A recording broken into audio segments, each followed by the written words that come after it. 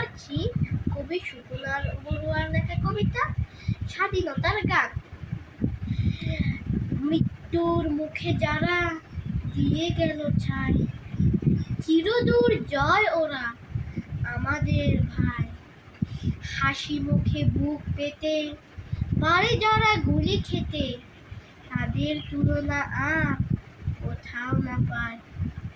মুক্তির স্বাদ দিতে যে পাখির দর, ঠোঁটের আঘাতে ছুঁড়ে পায়ের শিকল। ফুল দিয়ে কাঁটা নিয়ে অকালে ফুরিয়ে গিয়ে শেষ কথা বলেছিল স্বাধীনতা চাই। ঘর ছেড়ে বনে যারা নিল আশ্রয়, মধু ফেলে বিষ যারা মুখে তুলে লয়।